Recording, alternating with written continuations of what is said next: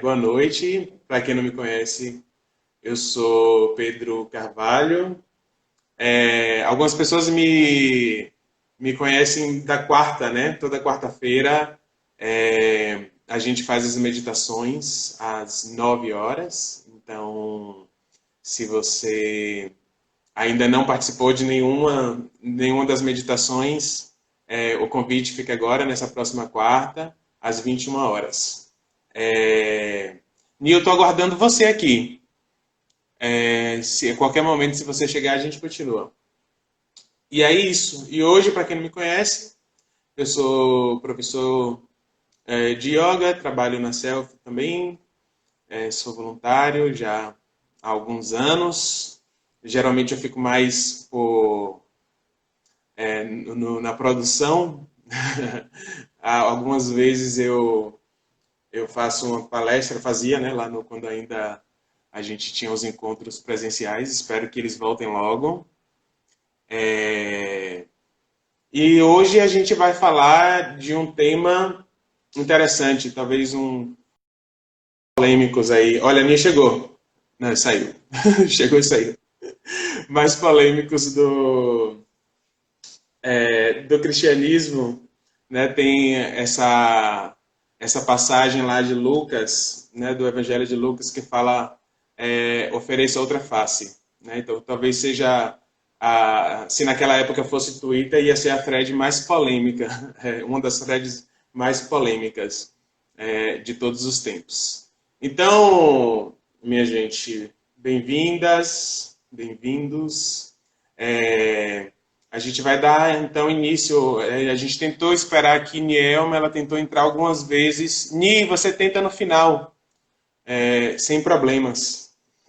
Então, a gente vai dar início a essa discussão hoje da outra face. Né? Então, quero anunciar que vai ser um percurso. A gente vai falar, obviamente, né, do ponto de vista espiritualista, do ponto de vista espírita, mas eu queria falar também um pouco da leitura que eu vou fazer aqui hoje, né, para falar de A Outra Face. Eu tenho formação em comunicação, né, também agora estou nas letras, estudo um pouquinho de filosofia, e então, quando eu fui convidado para fazer, na verdade eu me autoconvidei para fazer essa palestra, mas não sabia o tema, eu escolhi fazer um percurso que passa por todas essas áreas. Né? Então, como a gente vai falar desse evangelho polêmico, uma associação que eu faço, inclusive, com a minha prática diária de estudos do yoga é de não violência. Né? Então, primeiro eu queria falar de uma relação que é de diferença e violência, depois vou falar sobre comunicação não violência, né? Depois, ainda na continuidade, sobre a importância do diálogo, e eu acho que o grande carro-chefe vai ser falar de não violência e passividade. E aí, para falar disso, a gente vai usar esse trecho aqui do Evangelho de Lucas, que dê a outra face, né? Quando Jesus fala que ofereça a outra face. Então, todo mundo conhece essa passagem, eu vou fazer uma leitura dela só para a gente ficar situado mais à frente. Né? E então vamos primeiro vamos pensar nessa questão da violência, começando falando de diferença. Então, uma coisa que a gente costuma bastante ouvir é que nós somos todos iguais, nós somos todos filhos de Deus, né? E que isso nos une, né? Essa irmandade, essa fraternidade, essa comunhão, né? Comunhão com Deus, comunhão com Cristo. Não somos todos iguais. Somos bem diferentes, né? Cada um está em um caminho, cada um está em uma etapa do caminho, né? O caminho ele é sempre de ascendência, de ascensão, né? Então estamos todos buscando esta ascensão, né? Uns estão mais à frente, os outros estão mais atrás, né? Mas cada um está em uma posição diferente. E ainda que você esteja em uma posição similar, né? Ainda que você esteja aqui para ali com outra pessoa, com outra criatura, aquela pessoa é outra completamente diferente, né? Ela tem experiências, ela teve experiências pelas quais você não passou. Então, a primeira coisa que a gente tem que pensar é que somos todos muito diferentes. E aí, eu sou professor de artes também, eu sou várias coisas. E planejando a aula para os meus alunos na semana passada, que foi falar de arte mesopotâmica, né? E fui falar para eles de como surge essa primeira civilização, né? Então a gente sai lá do Neolítico e entra dessa primeira revolução da humanidade. Essa primeira civilização é formada, né? Elas concorrem ali, né? A civilização mesopotâmica e a egípcia, né? Mas convencionou-se academicamente de que a primeira é a mesopotâmica. Então, e tem ali uns povos que viviam nessa região. Não vou entrar num contexto bíblico muito grande, não, mas eu queria falar de algo que me interessa muito, inclusive que eu estou pesquisando no momento, que é sobre a Torre de Babel. Né? Então, sei lá, tinha lá no Império Babilônico, os homens estavam construindo essa torre que tinha o objetivo de chegar até o céu. E aí Deus, né, não permite, né? Como é que vai permitir uma sandice dessa? Não, Deus vai lá e confunde as línguas, né? Então eles eles não conseguem se entender, e eles não conseguem dar continuidade a esse projeto de construção das torres. Então essa história está lá na Gênesis, né? Que é o nome Babel significa várias coisas, né? Babel era o próprio nome de Deus, Babel também era o nome da cidade, Babel era o nome da língua, mas ao mesmo tempo que Deus vai lá e não permite, né? Ele proíbe a construção da torre quando ele separa as línguas, quando ele diferencia as línguas, quando ele interrompe a comunicação. Ao mesmo tempo que ele faz isso, ele demanda tradução, né? Então ele demanda que essas pessoas elas vão precisar, nas suas diferenças, interagirem, né? Então tem esse mito da torre que eu acho esse mito de origem também, né, da povoação do mundo, das línguas. Eu acho ele muito interessante para a gente pensar nessa diferença primeira, né, de que somos todos diferentes de língua. Mais tarde a gente vai falar sobre comunicação e essa ideia de ter línguas diferentes, né, de falar línguas diferentes, e a gente não está falando necessariamente do mesmo idioma, né? Quando eu falo um determinado assunto com você, né, dependendo, se eu não tenho uma escuta atenta, eu não vou compreender aquilo que você está falando, embora nós tenhamos ali o mesmo código para decifrar aquela determinada mensagem. Acontece que quando a gente tem códigos, né? Vamos pensar em língua agora como código, como a gente tem códigos diferentes, como a gente tem visões de mundo diferentes, quando a gente tem experiências diferentes, o outro, obviamente, a gente vai se constituir em comparação, em relação ao outro, né? Então, se algo sai daquilo que você conhece, né? Se uma determinada situação, ou se um determinado comportamento de uma pessoa vai de encontro àquilo que você conhece, ou que você tem a habilidade, a capacidade de compreender, isso, de uma certa forma, vai causar um incômodo, vai causar uma espécie de preconceito, né? E a gente vive um momento que esses preconceitos eles estão bastante evidentes, né?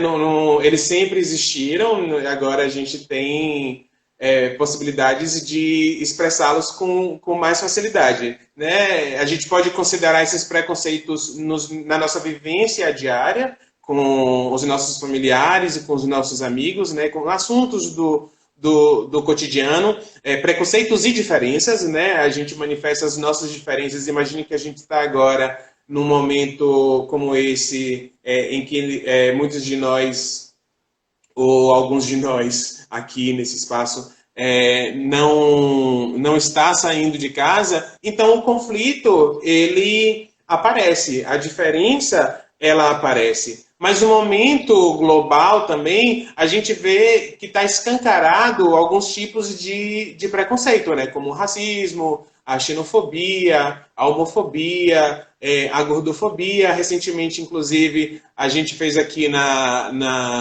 no perfil da Selfie postou vários textos, né? Fez uns cards de grandes pensadores do racismo, principalmente mulheres. Então, esta forma essas pequenas violências pela diferença, elas estão cada vez mais explícitas, né? Então, assim, num momento tenso como esse, o conflito ele tende a aparecer mais. Quando eu estava fazendo a pesquisa para fazer esta palestra, eu me esbarrei em alguns textos, né, em algumas informações, e uma coisa que é muito interessante, que talvez dê um tema, Lahiri, que é psicólogo, ele pode falar disso com muito mais propriedade do que eu, de um pensamento da psicanálise, né, de Freud, que o ódio ele é constituinte do amor, né? O ódio ele constitui o amor. Como? O ódio ele precisa de uma barreira, né? Imagine o ódio, a raiva, né? Imagine quando você está com raiva, né? Que você quebra coisa, que você lança a coisa para lá. Né? No exemplo que eu vi do texto é do bebê, né? Que está ali na barriga da mãe e ele está incomodado e ele começa a chutar a barriga da mãe. Né? Eu quero sair daqui, eu estou apertado, né? Eu preciso de espaço. Então, esse pensamento do ódio como constituinte do amor é porque quando você projeta, né, quando você coloca para fora, quando você manifesta esse ódio, quando você manifesta esta raiva, você vai ter uma barreira. Né? Essa barreira pode ser física, né? Essa barreira pode ser outra pessoa, essa barreira pode ser um pensamento, essa barreira, enfim, a gente pode pensar em objetos, em pessoas, em situações que serão barreiras que vão estancar essa atitude de ódio, essa atitude de raiva. O problema, e isso acontece muito nesses preconceitos, né? Essas violências todas essas violências todas que a gente sofre, né? Então, mas por que a pessoa faz isso? Porque ela não elaborou, né? Então, ela não, imagine no exemplo da criança, né? Que vai lá e bate no coleguinha. Ela só está querendo o que ela quer, né? Ela quer o objeto de desejo dela e ela vai passar por cima do outro. Ela ainda não elaborou, né? Consistentemente o que ela está fazendo com o outro, né? E provavelmente em algum outro momento ela também vai apanhar.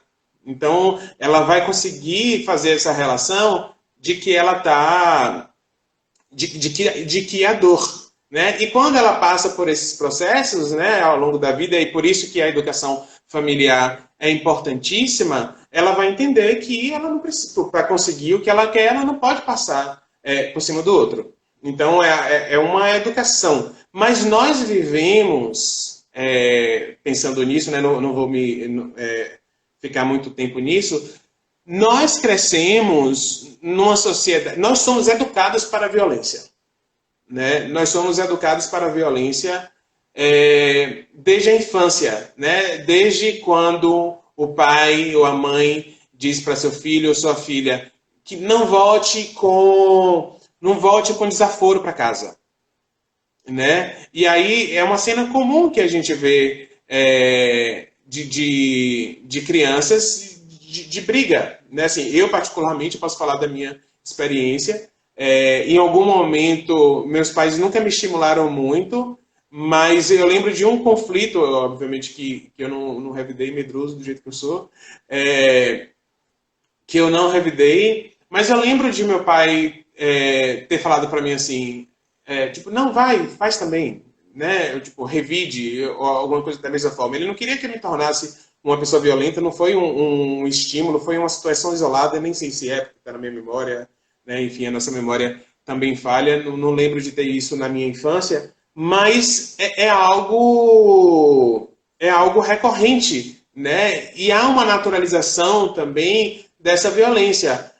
Tanto que, por exemplo, hoje, com os índices de feminicídio, há uma educação para a violência, e a violência, além de ser física, ela também é uma violência simbólica, porque veja no caso de mulheres que sofrem violência doméstica ou que sofrem assédio no ambiente de trabalho ou em outros ambientes sociais, e elas são educadas para ficar caladas, né? Porque se ela fala, né, ela vai sofrer toda a censura, né? Então, assim, ela é violentada duas vezes, no mínimo, ela é violentada duas vezes. O Vitor disse aqui, minha mãe dizia o contrário, e eu apanhei muito, mas não batia.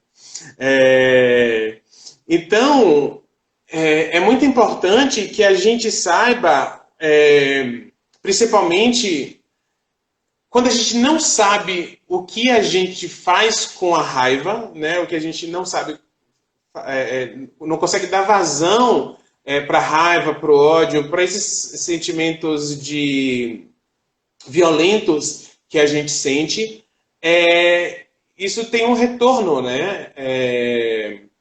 Tanto para o outro, né? Você vai descontar isso no outro, ou você vai descontar isso em si mesmo, né? Se não é da sua natureza, é, se não é da sua natureza ser uma pessoa violenta, né? Fisicamente violenta.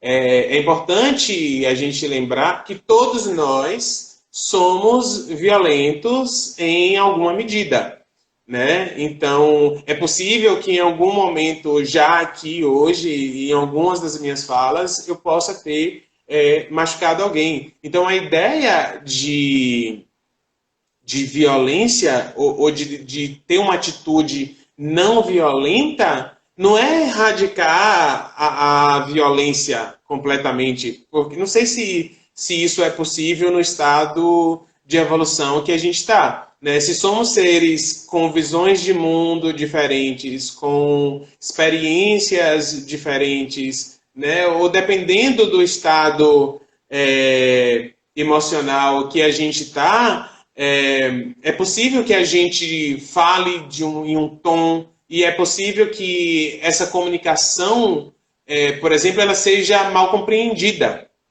né? Então, a comunicação, aí entrando agora já neste aspecto da comunicação, a comunicação ela é fundamental para a gente explicitar aquilo que a gente está sentindo, né? Então, se eu não posso colocar para fora a minha raiva, né? Se eu não posso machucar o outro, né? Se isso vai contra os princípios universais, né? Da lei do amor, né? Da lei de evolução.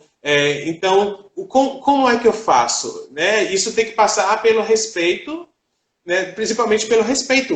Você precisa ter uma mente compassiva, né? Você precisa praticar alteridade, você precisa se colocar no lugar do outro. E aí tem essa relação que é tanto de respeito, de tolerância, quanto de respeito. Para alguns de nós, a tolerância vai vir em primeiro lugar. Né? Assim, a palavra já diz por si, né? Tolerar, você tolera ali aquela situação, mas você não resolve necessariamente o conflito, né? Você está ali engolindo a situação. O caminho é do respeito, né? Você se colocar no lugar do outro. Vamos pensar, por que quando uma criança, por exemplo, xinga você, e aí você dá até risada, tipo, sai daí, guri, vai catar coquinho. Né? Tipo, você acha, inclusive, engraçado. Mas quando o seu parceiro, né, quando o seu par, quando alguém que está ali no mesmo patamar que você, né, um adulto, te xinga, e aí você se sente ofendida, ofendido, né, se sente numa condição de violência, né, assim, o que é que está acontecendo ali? Você vai fazer o quê? Você vai aceitar facilmente esta agressão ou você vai revidar? Né? Então, esse aqui, eu acho que começa agora essa constituição desse nosso problema, né? Que é falar de comunicação. Como é que a gente vai lidar com as nossas ofensas? Você não pode controlar o que o outro diz, né? Você só pode controlar o que o outro faz. Ou você não pode controlar o outro de maneira nenhuma. Você só pode se controlar, você só pode controlar a si mesmo, né? Ou a si mesma. Então, eu percebo que a gente está caminhando, se a gente for investigar a fundo, a base de tudo isso, né, a base dessa ignorância, a base dessa violência é a ignorância, né? Porque você desconhece a si mesmo, né? Você desconhece pelos processos ali que você está passando.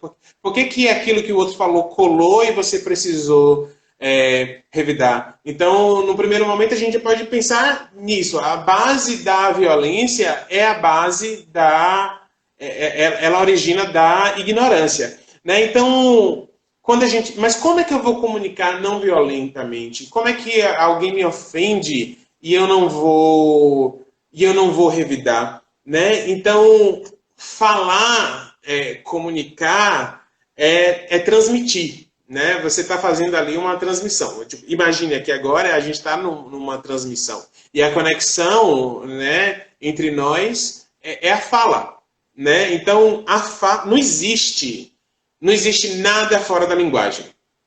Né? Não existe nada fora da linguagem. Então, tudo que você quiser explicar um sentimento, ou contar uma história, ou fazer uma descoberta científica, ou fazer uma receita de bolo, ou estudar espiritismo, enfim, tudo isso passa pela linguagem. Não há nada fora da linguagem. E é claro que a linguagem ela está associada às emoções, né? Então, imagine se você está num estado de emoção, no estado de emoção de raiva, o que é que você vai comunicar? Né? Você vai comunicar raiva. Se você está num estado de espírito de pacífico, né, de good vibes, né, paz e amor, isso vai se manifestar por meio da sua fala. Isso vai se manifestar. A sua comunicação ela vai ser clara, né? A sua comunicação vai ser amorosa, a sua comunicação vai ser compassiva. Portanto, vai ser uma comunicação não violenta, né? E a linguagem, né, a comunicação, a fala, ela é muito importante. Né? Se a gente for pensar na tradição da filosofia, há uma primazia, há um privilégio da fala sobre a escrita. Né? A gente sempre fala assim, está na Bíblia. Tá? Quantas vezes a gente realmente foi na Bíblia? Né? Vamos falar do cristianismo, né? Qualquer religião. Pode ser no espiritismo, catolicismo, nessas religiões evangélicas. Está na Bíblia. Né? Então, mas esse tá na Bíblia, ele foi uma leitura, né? Ele foi a leitura de alguém, né? Foi a leitura de um pastor, foi a leitura de um padre, foi a leitura de um sacerdote, né? Foi a leitura de alguém que tem um cargo de importância dentro daquela determinada instituição religiosa. Então, a comunicação, ela é um instrumento de poder, né? A voz, né? A gente não faz os pactos, eu honro a minha palavra, né? A palavra dita, embora você faça ali depois um contrato, né, assinado, mas assim, palavra de homem, né? Somos machistas e a gente fala isso, palavra de homem. O homem é a palavra e a palavra ainda ela é masculina. Mas muito bem, a gente não vai entrar nessa seara aqui não. Mas a gente precisa compreender que há sim aí a comunicação ela é também um instrumento de poder, um instrumento, inclusive, de dominação, né? Inclusive de dominação religiosa. Né? Olha quantos casos de fanatismo há aí. Então, um pensamento, assim, a partir disso aí, vamos pensar como que funciona isso no nosso caso aqui, que a gente está falando do Evangelho, né? Dessa passagem lá de Jesus fala, dê a outra face. A gente tá chegando lá, né? Então, a gente está falando aqui dessa comunicação, né? Então, e essa comunicação falada agora pelas instituições religiosas e que muitos acreditam que dê a outra face imagine, você apanhou, você toma aqui do outro lado. Né? Então, o problema de comunicação vai ser a importância do diálogo. Né? Assim, a discussão ela é inevitável. E tem uma minha autora favorita, Virginia Woolf, ela tem uma frase que diz assim: você não pode encontrar paz evitando a vida. Então, nós todos estamos em busca da paz. Né? Nós todos estamos em busca de sermos pessoas felizes, livres, alegres, né? Felicidade eterna, plena. Mas se não se encontra paz, que ela diz, né? Evitando a vida, se só há paz quando não há conflito. Né? Mas a gente está sempre em conflito. E o nosso caminho é justamente esse, né? De resolver esses conflitos. O diálogo é muito importante consigo mesmo e com o outro. Sim, a gente vai falar disso agora, Rita. Dá para pensar em um limite entre dar a outra face e o não se julgar? Exatamente. Então, assim, a discussão ela é uma situação em que todos ganham se há alteridade. Todos ganham se uma pessoa se coloca no lugar da outra. Né? Porque você tem ali na discussão um tema, né, o tema da discussão, que é algo objetivo, mas você tem as emoções, que é objetivo, né, que é como você se coloca, né, diante daquela determinada situação. Então, aí, respondendo já a pergunta de Rita,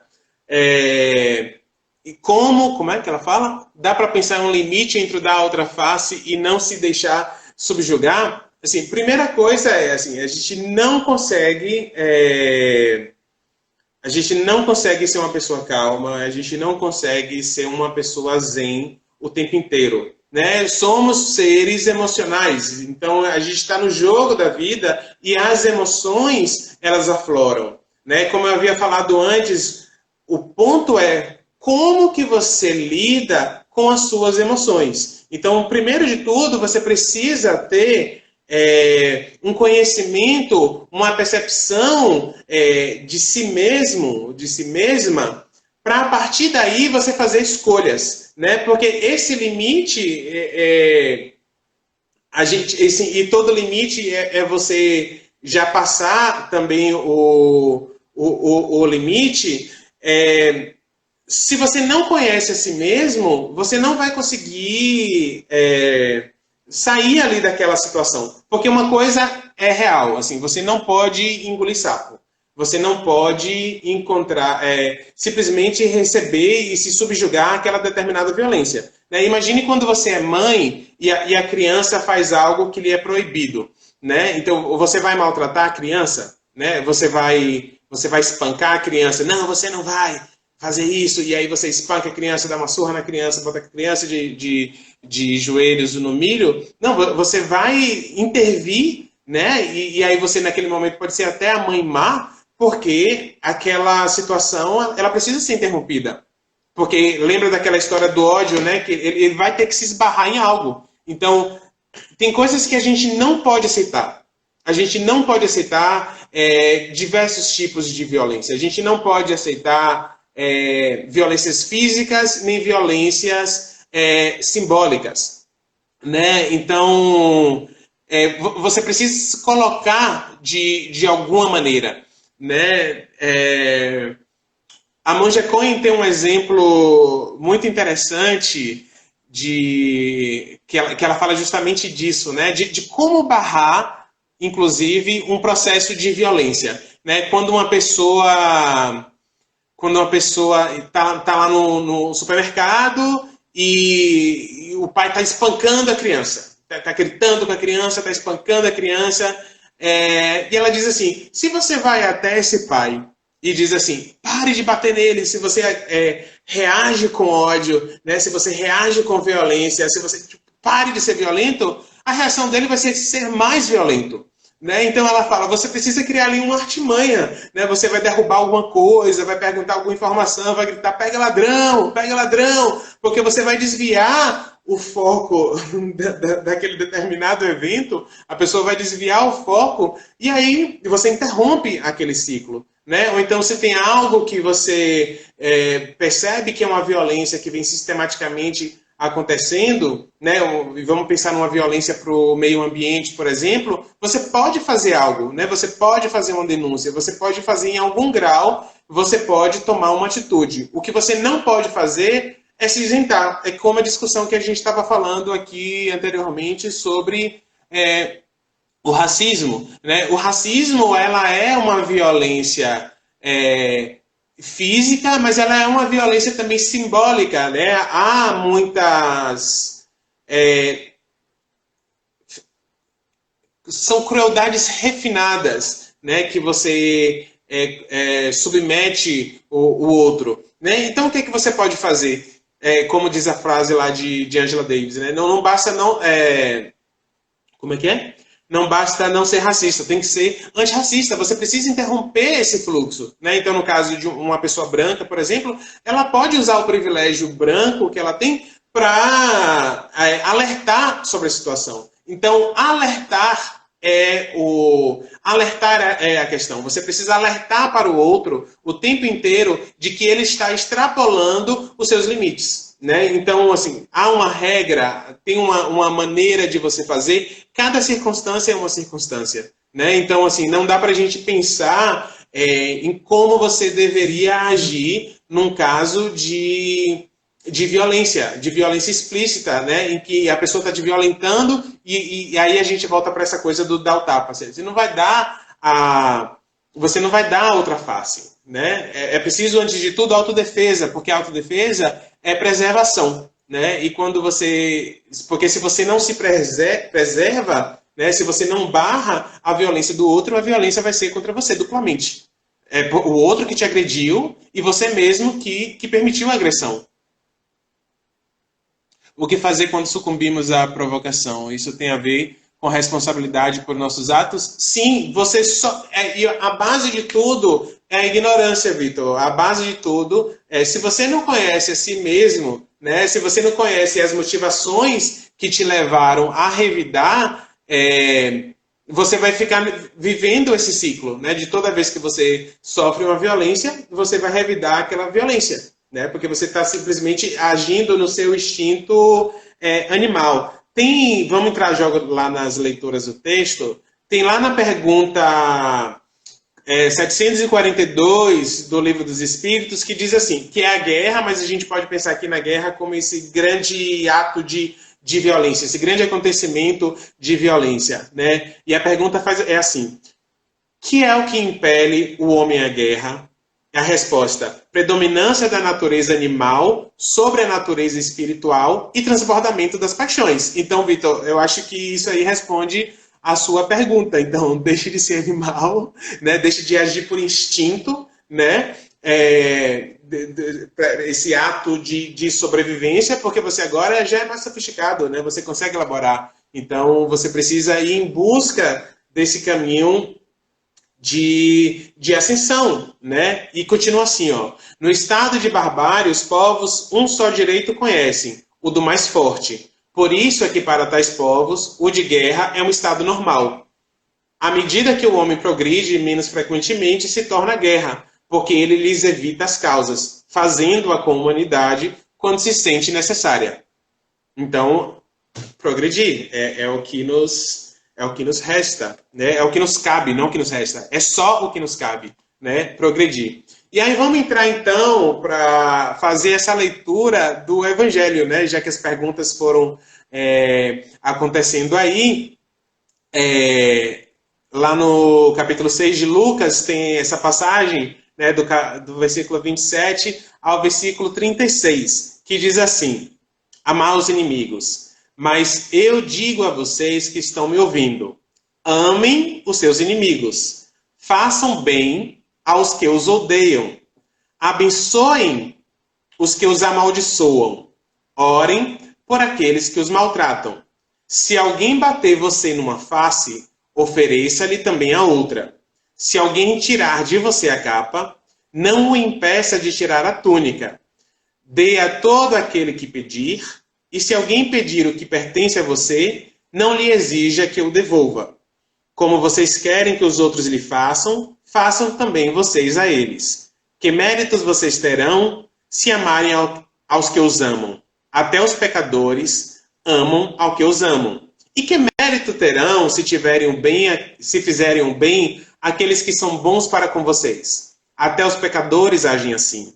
E que mérito terão se emprestarem pessoas de que esperam devolução? Até os pecadores emprestam pecadores, esperando receber a devolução integral. Amem, porém, os seus inimigos, façam-lhes o bem e emprestem-lhe a eles, sem esperar receber nada de volta. Então, a recompensa que terão será grande e vocês serão filhos do Altíssimo, porque ele é bondoso para com os ingratos e maus. Sejam misericordiosos, assim como o Pai de vocês é misericordioso.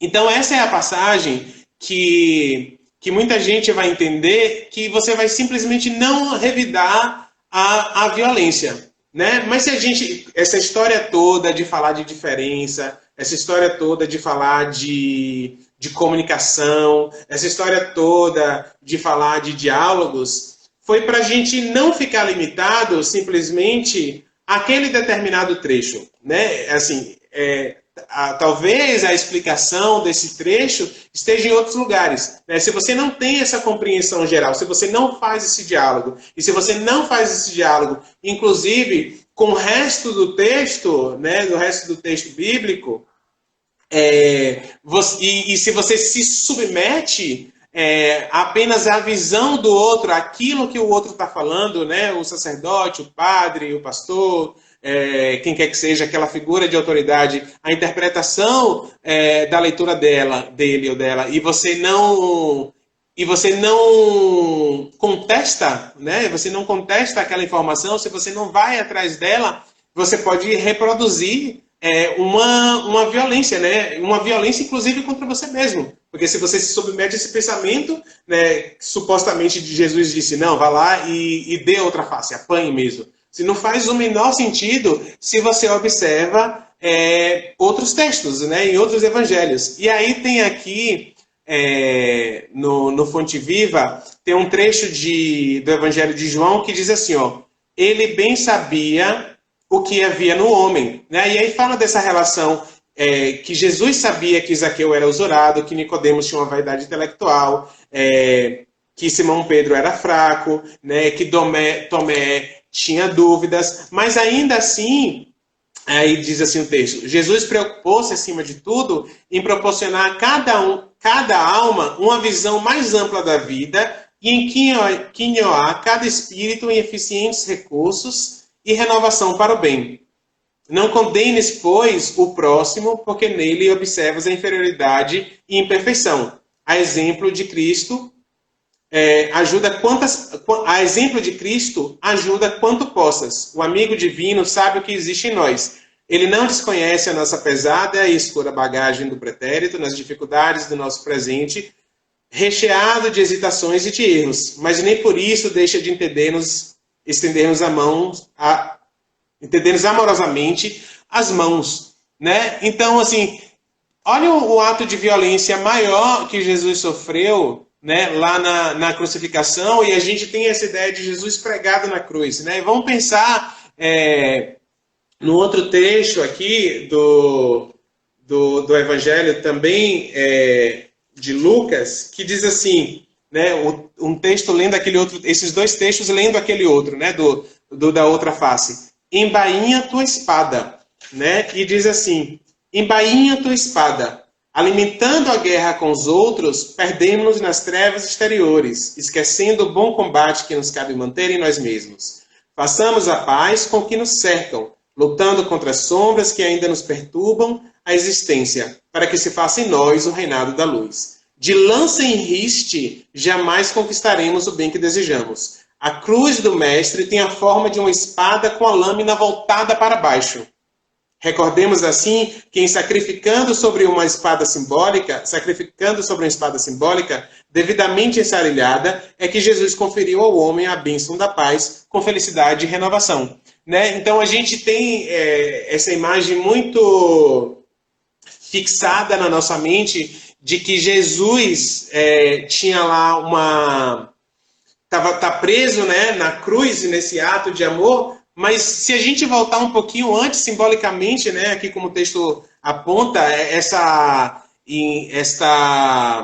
cruz, né, que simbolicamente representa uma espada, a espada está para baixo, Jesus não quer guerra com ninguém. Né? Então, eu acho que esse é o grande ensinamento de Jesus. Jesus não quer guerra com ninguém, ele quer o amor. Quando ele diz oferece a outra face, e oferece a face do bem, oferece a face do amor. E muitas vezes, voltando lá à questão de Rita, o amor ele precisa ser enérgico. Né? Você precisa de uma certa rudeza, né? Firmeza no que você diz. Né? Você precisa dar uma bronca, assim, alto lá. Aqui não passa preconceito. Né? Aqui não passa sua violência. Se eu não consigo resolver essa violência sozinho, eu resolvo essa violência com a ajuda do Estado, eu resolvo essa violência com a ajuda dos meus amigos, eu ajudo enfim, vou buscar ajuda, né?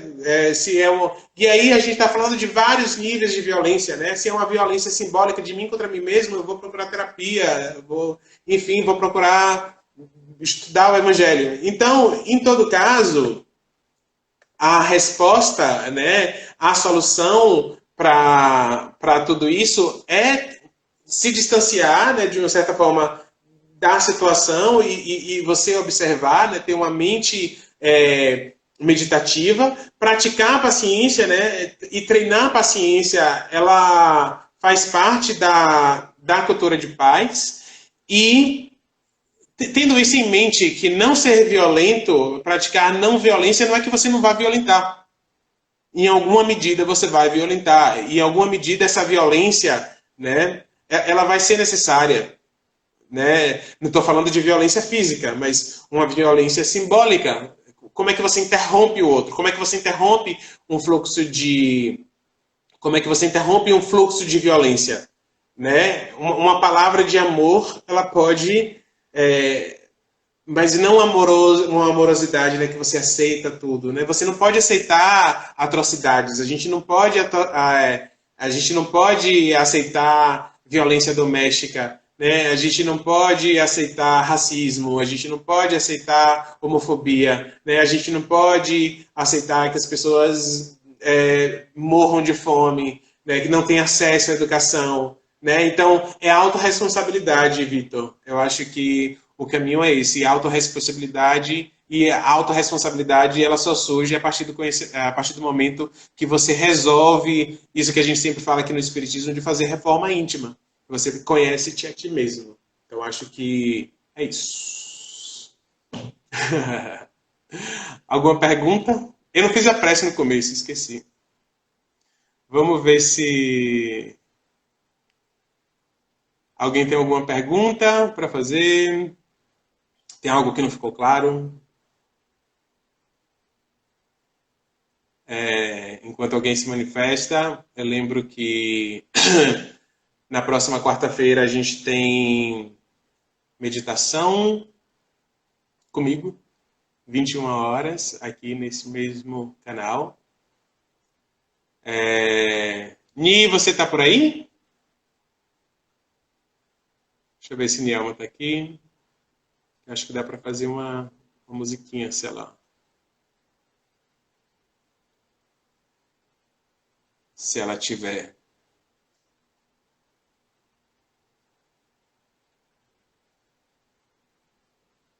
Obrigado, Vitor. Espero que tenham sido satisfatórias. Bem, vamos ver se Ni entra, mas se não entrar, quem quiser, pegue agora uma água, né, um jarro d'água, um copo d'água, para a gente fazer a nossa prece final e encerrar nossas atividades de hoje. Obrigado, Laura. Vamos, então, começar nossa prece. Vou dar um minutinho aí para vocês se organizarem com a água. Eu acho que Nino vai conseguir entrar não mesmo.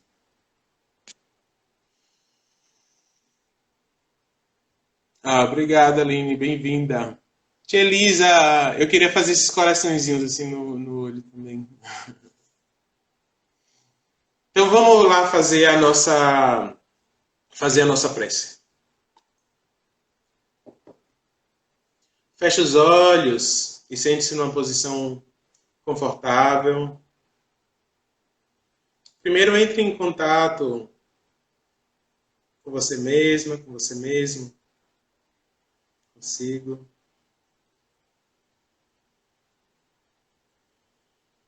E sinta a presença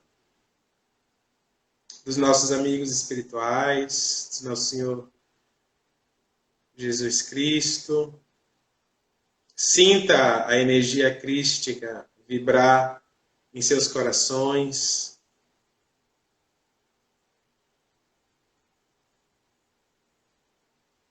Você passa a ser tomada por uma sensação de alegria e de paz extremas. Sente-se em harmonia, em sintonia com a compaixão do Cristo.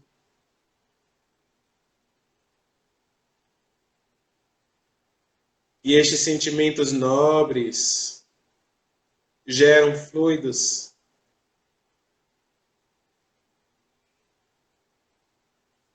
que restauram tanto o seu corpo físico, o seu corpo energético, emocional, mental,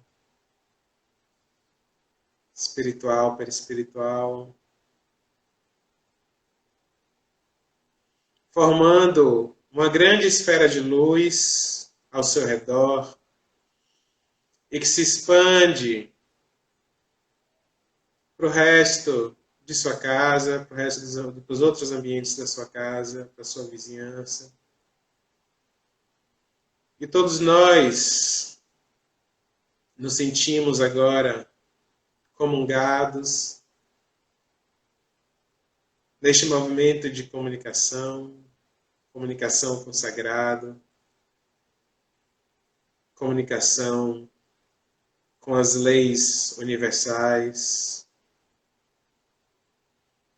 Estamos agora todos conectados, vibrando em uníssono.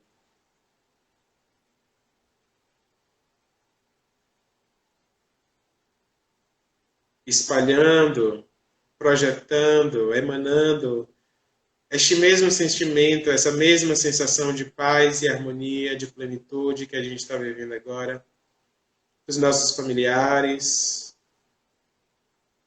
nossos amigos, vizinhos, colegas,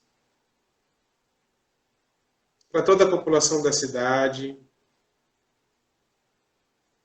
do Estado, do país, do planeta. Que todos nesse momento possam sentir o mesmo que a gente sente, as mesmas vibrações possam tocar-lhes. Essas mesmas vibrações possam manifestar nesses outros este amor.